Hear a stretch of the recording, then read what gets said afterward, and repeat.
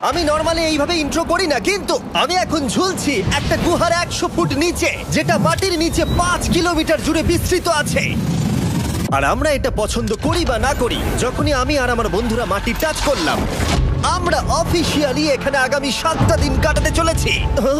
বাবারে, এটা আমার জীবনে করা সবথেকে ভয়ঙ্কর জিনিস। প্রথমত, আমাদের এখন এখান থেকে অনেকটা দূরে যেতে হবে। কেন? যদি ঝড় বৃষ্টি হয় তাহলে এই পুরো জায়গাটা জলে ভরে যেতে পারে, আর সমুদ্রের মতো ঢেউ এসে সবাইকে ভাসিয়ে নিয়ে যেতে পারে। সেই জন্য আমাদের আরো ভিতরে যেতে হবে একটা বেস ক্যাম্প বানানোর জন্য। ভাই এটা পুরো পাগলাম। এটা একটা অন্য জগৎ মনে হচ্ছে। এই কেভ এন্ট্রান্সটা হয়তো দেখতে সুন্দর, কিন্তু দেখে যা মনে হচ্ছে আসলে তা নয়। আর আমরা হয়তো জানি না যে আগামী 7টা দিন আমাদের জীবনের সব থেকে কঠিন সময় হতে চলেছে।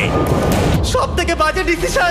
ঠিক আছে, আর কিছুক্ষণের মধ্যেই অন্ধকার হতে চলেছে। ক্যাম্প না করলে আমরা বিপদে পড়বো। আমরা কোথায় যাচ্ছি সেটা কি বলবে? আমাদের ক্যাম্প সেটআপের জন্য একটা ফ্ল্যাট গ্রাউন্ড খুঁজতেই হবে। কেভের ভেতরে ঢোকার পরে আমরা এমন একটা জায়গা খুঁজে পেলাম যেটা অনেকটা উঁচুতে থাকায় আমরা জল থেকে সুরক্ষিত থাকতে পারবো। তার মানে এটা ক্যাম্পের জন্য পারফেক্ট। পারফেক্টটা একটু বেশি হয়ে গেল। মোটামুটি বলা যেতে পারে। ঠিক আছে, ক্যাম্পের জন্য মোটামুটি। প্রথম দিনের বাকিটা আমরা কাটিয়ে দিলাম আমাদের জিনিসপত্র আনতে। প্রত্যেকটা ব্যাগের ওজন প্রায় 80 পাউন্ডস। আর যেমনটা তোমরা ফুটেজে দেখছো, আমরা এটা করতে 4 ঘন্টা লাগিয়ে দিলাম। এখান থেকে যাওয়া খুব কঠিন। তারপরে আমরা সবাই বেস ক্যাম্পে ফিরে গেলাম। ঠিক আছে, আমরা এখানে লাইট লাগিয়ে দিলাম। আমাদের সব জিনিসপত্র হোম বেসে চলে এসেছে। একটু ক্যামেরাটা ওদিকে দেখাবে? ওদিকটা কিন্তু ভয়ানক অন্ধকার, আর সবসময় এরকমই থাকবে। তাই আমরা ক্যাম্পিং গ্রাউন্ডের জন্য খুব বেশি কিছু করতে পারলাম না। কটা ফুটো করে দড়ি টাঙিয়ে দিলাম। এটা ধরো আর ওঠো দেখি। মনে হচ্ছে আমাদের হ্যামকগুলো ভালোই সাপোর্ট পাবে। আর তারপরে আমাদের সার্ভাইভাল গাইড জোয়ের সাহায্যে আমরা হ্যামক টাঙালাম। এই সরু দড়িটা আমার হ্যামকটাকে ধরে রাখবে। হ্যাঁ, ডিনার খেয়ে আমরা প্রথম রাত্রি ঠান্ডার জন্য তৈরি হলাম। আমি মিথ্যে কথা বলবো না, আমি যতটা ভেবেছিলাম তার থেকে এই হ্যামকটা অনেক বেশি কমফোর্টেবল। এই আমি তো আমার চমকেই হাতটা তো গেছিলাম। বড় কেন ভাই? এই কেভটা 2.5 কিলোমিটার ডিপ, আর আমরা এখন এন্ট্রান্সের কাছেই ক্যাম্পিং করছি। কাল আমরা অনেক কিছু এক্সপ্লোর করব। তোমরা কেমন ঘুমালে? ভয়ঙ্কর। ঘুমই হয়নি। এটা সত্যিই একটা অস্বস্তিকর পরিবেশ। কেভের উপর থেকে অনবরত আমাদের উপরে জল পড়েই যাচ্ছিল, তাই উপরে একটা প্লাস্টিক চাপালাম, কিন্তু তাও আমাদের হ্যামকের উপরে জল পড়েই যাচ্ছিল। একটা আইডিয়া আছে, চলো শেল্টারগুলোকে ভালোভাবে তৈরি করি। আমার মনে হয় এই প্লাস্টিকগুলোকে জুড়ে দিলে আর জল পড়বে না। বাহ, তুমি তো জিনিয়াস। আমি শুধু একজন ইউটিউবারই নয়, ঠিক আছে? আমার হ্যামকটা এটার উপরে ঝুলছিল।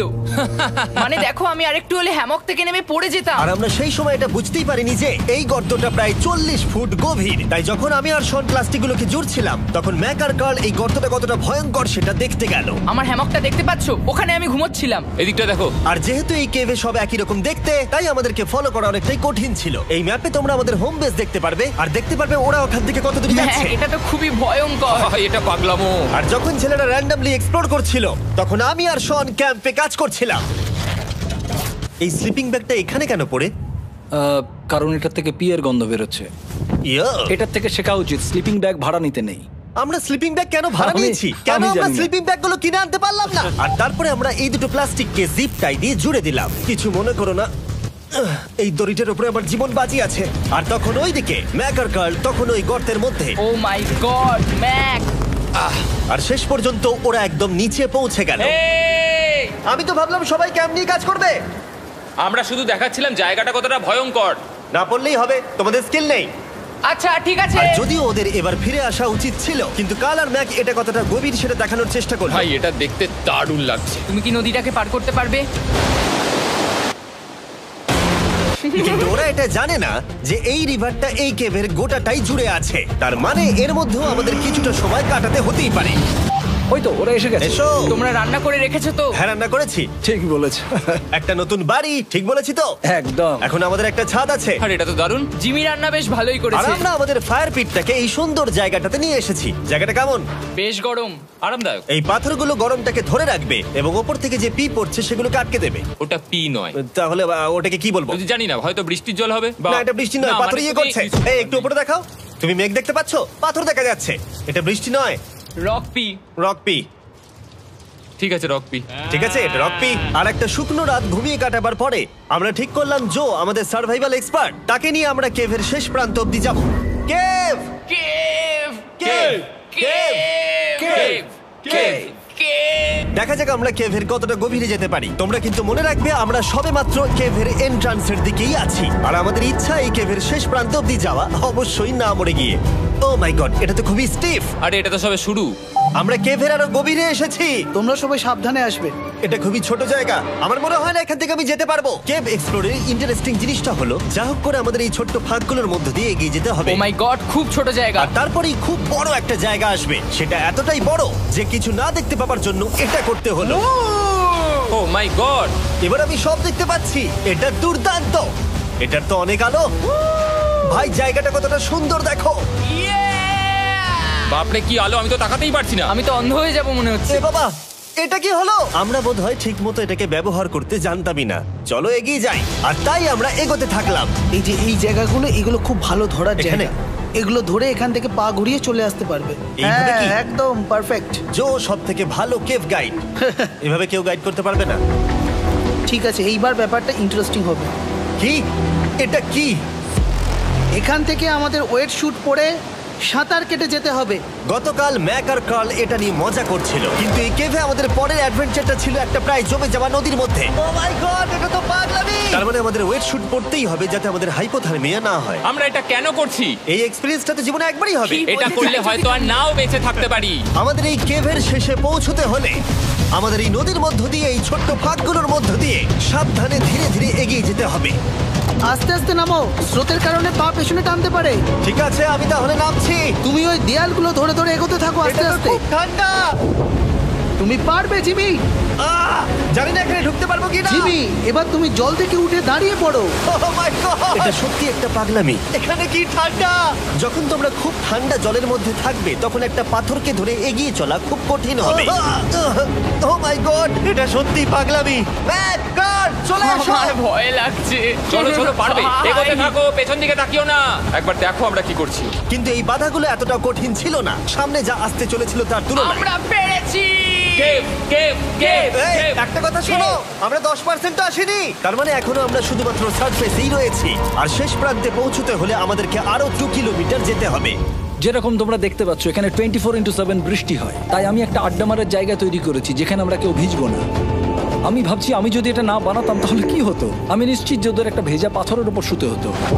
আমাদের ক্রমাগত এগিয়ে যেতে হবে এবং শরীরটাকে ভিজে রাখতে হবে। ঠিক আছে। নইলে আমাদের শরীরের তাপমাত্রা কমে এটা যাবে। এতটা কঠিন কেন? সব থেকে বাজে ব্যাপার হলো আমরা যতটাই দিকে এগোবো ততটাই আমাদের পিছন দিকে ক্যাম্পে ফিরতে হবে। আমাদের পরের বাধাটা হয়তো জলের মধ্যে নয়, কিন্তু তার মানে এটা নয় যে সেটা সহজ হবে। আরে এটা কি মাকড়সার জাল? কিন্তু আমি মাকড়সা দেখতে পাচ্ছি না। তার কেন? মানে ওটা আমাদের উপরে আছে। আরে তোমার গায়ে, তোমার গায়ে। আমার বন্ধুরা কত বাজে। এই গেমটা মিস্টার বিস্ট ভিডিওর মতো, যত এগোবে ততই কঠিন হবে। সত্যি কথা বলতে যদি আমাদের সাথে জো না থাকতো আমরা মরেই যেতাম। আর 3 ঘন্টা পরে জো আমাদের জন্য একটা বাজে খবর নিয়ে এলো। জল অনেকটা বেড়ে গেছে আর আমরা অনেকটা সময় লাগিয়ে ফেলেছি, তাই আজকে আমাদের আবার ক্যাম্পে ফিরে যেতে হবে। আমি মানবো না। তুমি সেফটি এক্সপার্টের কথা অমান্য করতে পারো না। আমি এটা মানবো না। সত্যি কথা বলতে আমাদেরকে ফিরতেই হতো, কারণ এর আগে আমরা শুট করতে অনেকটাই সময় নষ্ট করে দিয়েছি। তারপর ফ্লেয়ার নিয়ে খেলেছি, তাই আমরা ফিরে যাচ্ছি আর এই মিশনটা আমরা পরের দিন আবার শুরু করব। শন, আমরা এসে গেছি। আরে তুমি এখানে কি করছিলে? এখন তোমরা কেউ ভিজবে না। আমি তো জানতামই না এই লাইটগুলো আমরা এনেছি। এগুলো দারুণ লাগছে তাই না? দুঃখের বিষয় আজকে আমরা মাত্র 20% এগোতে পেরেছি, কিন্তু বিশ্বাস করো আমরা শেষ পর্যন্ত অবশ্যই যাব আগামী কয়েকদিনের মধ্যেই। আমার মনে হয় না। কোনোদিনই হবে না। আমি তো বললাম। আমরা ডে 4টা রেস্ট নেব আর ডে 5 এ চেষ্টা করব এই কেভের শেষ অবধি যাবার। দেখা যাক কি হয়। ডে 3 তে মজা হলো, কালকে আবার দেখা হচ্ছে। আর কেভের ভিতরে 3টে খুব বাজে রাত কাটাবার পরে পরের দিন সকালে আমাদের মাথায় শুধু একটাই কথা আসছিল। আমার একটা হট শাওয়ার চাই, তবে আমি এখন একটু শান্তি পাবো। ও, এখন শাওয়ার পেলে কিন্তু দারুণ হয়। আমি চান করিনি প্রায় 3-4 দিন হয়ে গেল। তোমরা নিশ্চয়ই জানো কেভের মধ্যে শাওয়ার করা সম্ভব নয়। আমাদের অনেকটা পথ হেঁটে সাবধানে আগের রিভার বেডের কাছে পৌঁছতে হলো। ও মাই গড! আমি আমার ব্রেনকে ফিল করতে পারছি। আমি এভাবে ব্রেনকে ফিল আমার করিনি। কপালটা জমে গেল পুরো। চলো ড্রোন দিয়ে মাথার চুলগুলো শুকিয়ে নি। এদিকে এসো ড্রোন। ও দাঁড়াও দাঁড়াও দাঁড়াও, এটা কিন্তু কাজ করছে। হ্যাঁ, দারুণ কাজ করছে। ড্রোন থাকতে হেয়ার ড্রায়ারের কি দরকার? আর চুল শুকানোর পর আমরা জোয়ের সাথে জার্নির প্ল্যান করতে বসলাম। এটা কি জো? এটাই কেভের ম্যাপ। আগেরবার আমাদের থামতে হয়েছিল কারণ জল খুব জোরে বইছিল। এখন বৃষ্টি কম হচ্ছে, তাই কালকে আমরা নিশ্চয়ই এই কেভের শেষে পৌঁছে যাব। এটা ভয়ঙ্কর হতে চলেছে। প্রথমে আমাদের কালকে যেখান দিয়ে গেলাম সেখান দিয়ে আগে যেতে হবে। জলের মধ্যে ঝাঁপ দিতে হবে এবং পাথর দেখে হাঁটতে হবে। এগুলো সবকটা আমরা যদি পার করতে পারি তাহলে আমরা গ্লো ওয়ার্ম চেম্বারে পৌঁছে যাব। কেমন দেখতে তুমি সেটা বলো না, আমি তোমাদেরকে সারপ্রাইজ দিতে চাই। আমার মনে হয় আমরা পারবো। ওইসব বাদ দাও, আমরা ঠিক কালকে পৌঁছে যাবো। কালকের প্ল্যান আমরা চক আউট করে নিয়েছি। আমরা রেস্ট করছি আর ফেস্টিভ্যাল স্মোর্স খাচ্ছি আমাদের এনার্জি রিগেন করতে। সবাইকে চিয়ার্স। Yippee! জো এই প্রথমবার ফেস্টিভ্যাল ও, স্মোর্স দারুণ। খাচ্ছে। জো সত্যি কথা বলবে। এটা দারুণ, তাহলে ভালো লাগলো? দারুণ লেগেছে। আমরা এই চকলেটটা আগে কেন বের করিনি? এটা এমনি চকলেটের থেকে 10 গুণ ভালো খেতে। সত্যি কথা বলতে তোমরা যদি ফেস্টিভ্যালের সাথে স্মোর্স ট্রাই না করে থাকো তাহলে তোমরা মিস করছো। কালকে আমরা পুরো কেভটা এক্সপ্লোর করব, দেখা হচ্ছে। তাই আমরা ভালো করে ঘুমানোর চেষ্টা করলাম আর কালকের প্রিপারেশন নিলাম কেভের শেষে যাওয়ার জন্য।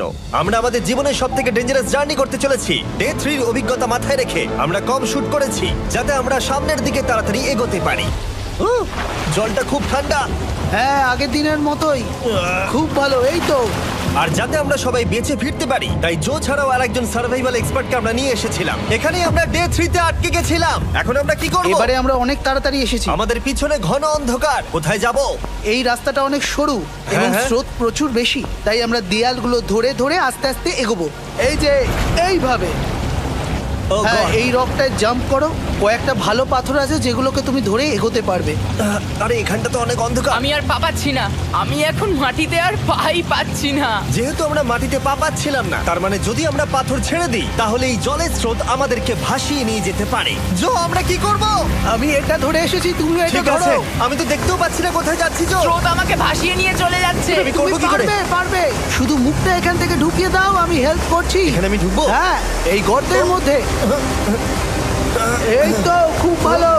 এটা আমার জীবনের সবথেকে বিপজ্জনক অ্যাডভেঞ্চার। আমরা এখন কেভের অনেক গভীরে চলে এসেছি আর এবার আমাদের সামনে প্রথম বড় বাধা। এখানে জলের একটা ঘূর্ণাবর্ত আছে, যদি তুমি এর মধ্যে পড়ে যাও তাহলে তোমাকে একদম নিচে নিয়ে চলে যাবে। মানে আমরা পড়ে গেলে মরে যেতে পারি। হ্যাঁ, মানে আমরা মৃত্যুর সাথে খেলা করছি। এটা এতটা বিপজ্জনক হতে পারে আমি সত্যিই ভাবিনি। খুব ভালো। এই তো। তাহলে কি আমার পা এখানে হ্যাঁ, রাখবো? রাখো রাখো। ঠিক আছে, এই তো আমি পেরেছি। এটা আমার ভাবনার থেকেও বেশি কঠিন ছিল। এই নদীটা কতটা শক্তিশালী এই গোটা কেভটাকে তৈরি করেছে। কিন্তু মজার ব্যাপার হলো আমরা পাথরের মতো শক্তিশালী নই। আমি শুধুমাত্র মানুষের মতোই শক্তিশালী। সৌভাগ্যবশত কাল এই অ্যাডভেঞ্চারে লিড করেনি, তার বদলে আমরা একজন অ্যাভেঞ্জার জোকে পেয়েছি। ও কতটা এক্সপার্ট তার প্রমাণ হিসেবে বলতে পারি। সে লিটারালি কতটা ওপর থেকে আমাদেরকে নদীতে ঝাঁপ দিয়ে দেখালো। ও মাই গড, এটা পাগলামি। কে বললো এটা পাগলামি? এটা তো আমার কাছে খুবই সহজ। আমি এটা করব। তুমি কোনোভাবেই এটা করতে পারবে না। আরে কি বলছোটা কি তুমি? আমি এক্ষুনি করতে চাই। চলো যাচ্ছি Joe. God speed back. Jimmy আমার সাথে যা যা করেছে তার কাছে এটা তো কিছুই নয়। 3, 2, 1।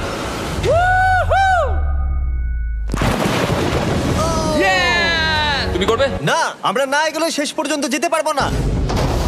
ও মাই গড, আমাদের নিচের দিকে যেতে হবে। আমরা সবসময় স্রোতের উল্টো দিকে কেন যাই? এখন শুধু আমি ভেসে ভেসেই যেতে পারবো, আর কিছু না। এই জলের তলায় অনেক ধারালো পাথর আছে, তোমরা সেগুলোকে দেখতে পাবে না, তাই সাবধানে পা ফেলবে। ও মাই গড, আবার এটা গভীর আরে হচ্ছে। আমার পা তো কিছুর উপরে রাখতে হবে। ছোট পাথরগুলোই একমাত্র বাধা ছিল না, মনে হচ্ছে আমাদের প্রতিটা পদক্ষেপে। ও ভাই, আমি কিচ্ছু দেখতে পাচ্ছি না। এটা খুব ভয়ঙ্কর। কেভটা আরো অন্ধকার হয়ে আসছিল এবং আরো সরু। আর তখন আমরা জানতাম না যে আমরা ফিনিশ লাইন অবধি পৌঁছতে পারবো কিনা। আমি ক্লান্ত হয়ে পড়েছি। এই কেভে আরো কঠিন বাধা আসার আগে তোমাদেরকে আমি কিছু দেখাতে চাইবো। জো, তোমার ব্যাগটা দাও। Thank you. তুমি জানো এর মধ্যে কি আছে? না, জানি না কি আছে। Brand new mister beast lab swamp.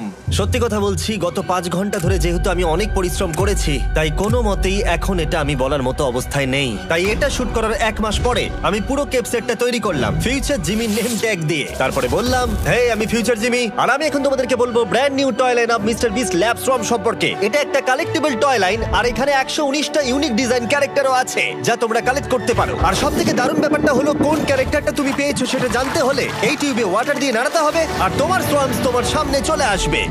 আর আমি এটা ডেমনস্ট্রেট করতে এই বিশাল বড় টিউবটাকে বানিয়েছি। এই টিউবটাকে জল দিয়ে ভরে দাও। তোমাদের এত জলের দরকার নেই, এটা অনেক বড় বলে এত লাগছে। ঠিক আছে, এটা এখন জলে ভর্তি হয়ে গেছে। এবার এটাকে একটু নাড়াতে হবে।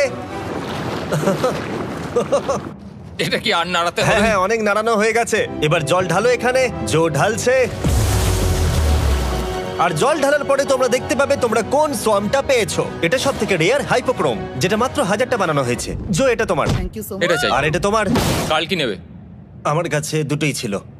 আর আমরা শুধু সোয়ামেই থেমে নেই, আমরা এই অ্যাকশন ফিগার প্যান্থার গুলো বানিয়েছি যেগুলো এই ব্রিফকেসে আছে। আর এই সোয়ার্মের মতো এই মিউটেটর যখন তোমরা কিনবে দেখতে পাবে এর ভেতরে কি আছে। কোথায় কিনবো? ভালো হয়েছে জিজ্ঞাসা করলে। মিস্টার বিস্ট ল্যাব টয়েস এখন তোমরা পৃথিবীর সব জায়গায় পেয়ে যাবে। এগুলো সব বেরিয়ে গেছে, তোমরা গিয়ে কিনে নাও। আর কেবের মধ্যে অনেক সমস্যা পেরোনোর পরে আমরা ফাইনালি পৌঁছে গেলাম গ্লো ওয়ার্ম চেম্বারে। ভাই এবার খুব ভালো লাগছে। ঠিক আছে টিম, তোমাদের গ্লো ওয়ার্ম চেম্বারে স্বাগত। এ তো দারুণ। এটা দারুণ লাগছে। ভাই এটা পৃথিবী মনে হচ্ছে না এখানে একদমই। যে আলো তোমরা দেখতে পাচ্ছ সেগুলো আসলে ছোট্ট ছোট্ট বায়োলুমিনেসেন্ট গ্লো ওয়ার্ম তৈরি করেছে। এটা দেখতে অনেকটা মিল্কি ওয়ে গ্যালাক্সির মতো লাগছে। ওয়াও! আর এই মুহূর্তটা, এই ভিউ, সত্যি বলতে এই ট্রেকের সমস্ত ক্লান্তি যেন দূর করে দিল। এখান অবধি পৌঁছানো যেন সত্যি একটা অ্যাচিভমেন্ট ছিল। কিন্তু এখন আমাদের যাত্রা শেষ হয়নি, কারণ আমাদের এখান থেকে এখন বেস ক্যাম্পে ফিরতে হবে। আজকে ডে 6 হতে চলেছে, এখনো ওরা আসেনি আর আমি খুব ক্লান্ত।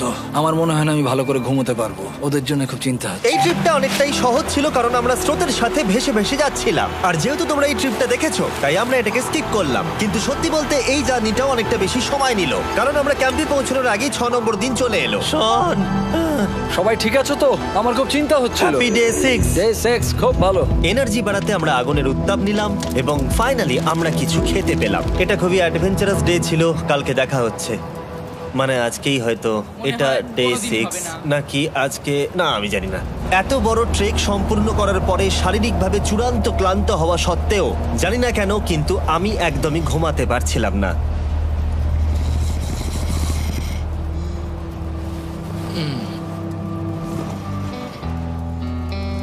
আমি 7 দিন সলিটারি কনফাইনমেন্টে কাটিয়েছি, কবরে কাটিয়েছি, 7 দিন রাফটে থেকেছি। কিন্তু সত্যি কথা বলতে এটা সবার থেকে বেশি কঠিন ছিল, কারণ সব সময় ভিজে, ঠান্ডা, প্রত্যেক মুহূর্তে এই পাথরগুলো শরীরে ব্যথা দিচ্ছে।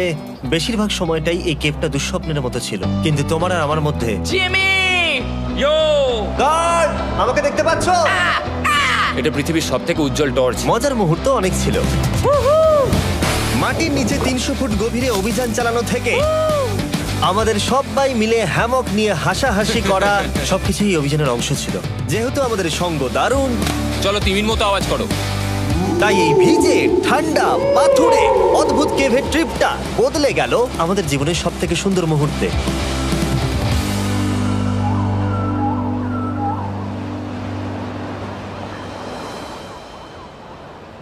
আমরা এখান থেকে যাব না যতক্ষণ না সবকিছু তোলা হচ্ছে।